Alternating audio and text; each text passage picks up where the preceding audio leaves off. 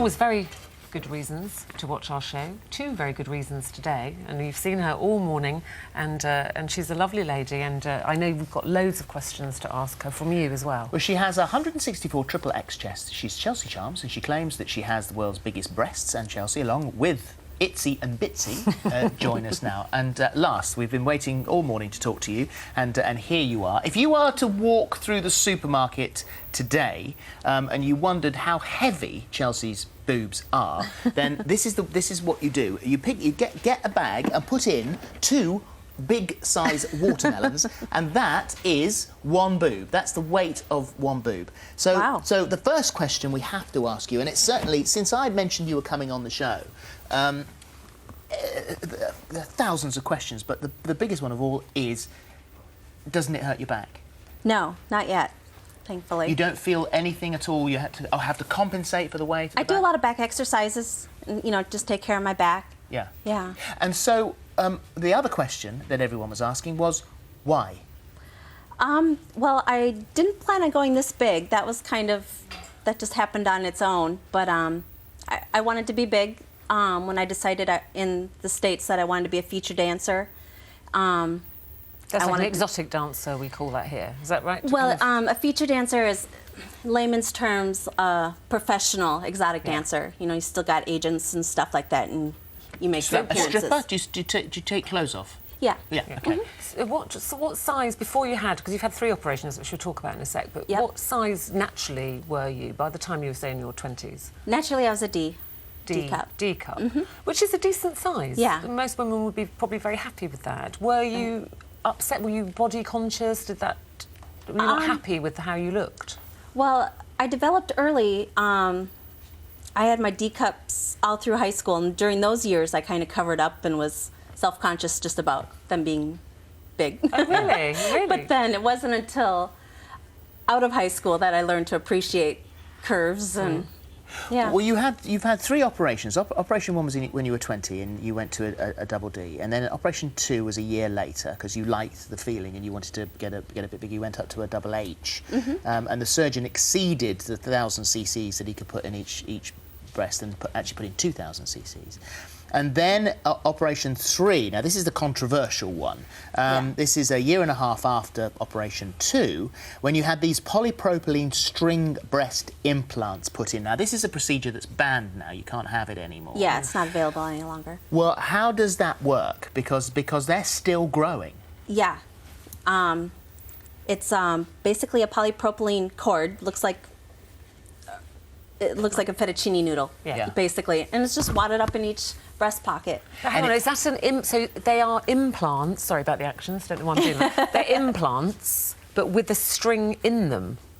There's no bag. There's no bag. As far as there's no implanted bag. So it's just this stringy thing? Yes. And what it does is it irritates the breast tissue and makes the breast makes your body, so you create pump fluid into your breast pocket. And so that means that although they're slowing down a little bit, they will continue to get bigger and bigger. Yes. How does your skin cope with that? I think because it's gradually happening that it's able to deal with it. Obviously, if I had this all put in one surgery, there'd be no way. But I think because it's been gradual. They could enlarge at a different speed. Couldn't you? You could have one bigger than the other. I've been lucky. They've been working as a team and, working together on it. Can I ask, without sounding too crude, but I know people want to know this, especially girls, what happens to your nipples? Because your nipples on the end, you know, as they're getting bigger and bigger, are they moving? No, but seriously, are they? Where do they go? Well, they've stretched out. They've become larger. Yeah. So they don't kind of go down around the side or anything? They're still at the front? Well, the breast moves kind of towards the side, so yeah, everything kind of. But is there not a danger that if that just keeps going and going and going and going, that they pop? You know, it's got to stop. It's got to stop if this thing is creating all this liquid. Most of the other girls who have had this procedure have stopped at some point, and so I'm just waiting for that to happen. So how do you, on a day-to-day basis, how does it affect your life? How do you sleep? Is it easy to sleep? You can't obviously I've gotten sleep used on to your it. front. It was an adjustment. Yeah. But I sleep on my back or my side. And what about things like restaurant tables or getting into lifts and stuff like that? Yeah, aeroplanes. It's the airplane bathrooms that are tough. Yes, they're very they're tight. tiny anyway, aren't they? Yes, and eating is a problem because I have to sit so far from my food that I do. What about, like, you don't want to go into a posh china shop or anything, do you? You must swing round Very and careful, knock yeah. something over. It is in a bar. You got served pretty damn quickly in there, didn't you? What is the reaction? What do the guys think? Yeah. I guess you have to ask them. I mean, obviously there's guys who are really into it, and obviously it's not for everyone. Is it difficult for a guy, for you, who you actually really like, and I'm talking about relationship material here, to see beyond your breasts and to see you? I think, yeah, if you get to a point where you're getting serious, definitely. I mean, a lot of my friends will say they forget that I have them until something happens or something. Oh, yeah, I forgot about it. Yeah. You know? Do you know what I found don't see 'em. interesting, and a few people have said today, that I found it quite... You're a lovely, lovely woman, and we've been chatting to you as the morning's gone on.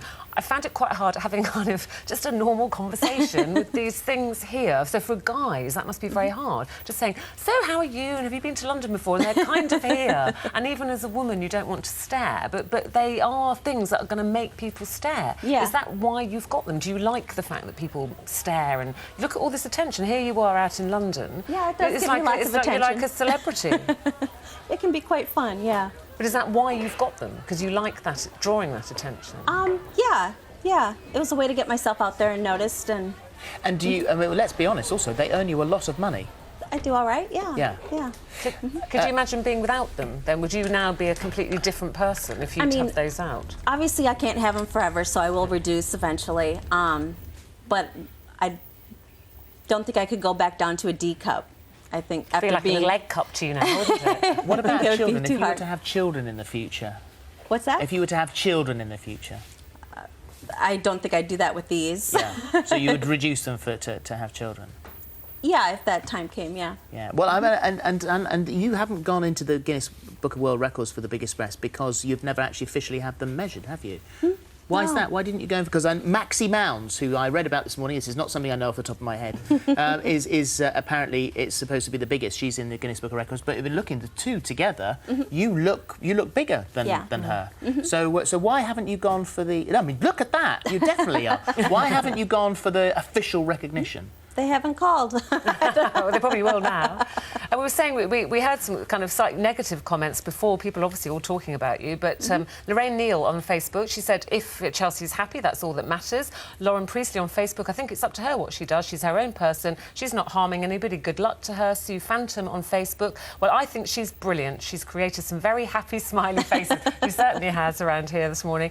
And Roberta Horton-Dujan on Facebook, each to its own if it makes her happy. So, but, you know, That's mixed really nice. reactions. I just wanted to let you know the positive ones as well that people have sent in. Well, it's been a pleasure to have you here. I mean, Thank you for having me. You're a lovely person. Is Chelsea Charms your real name?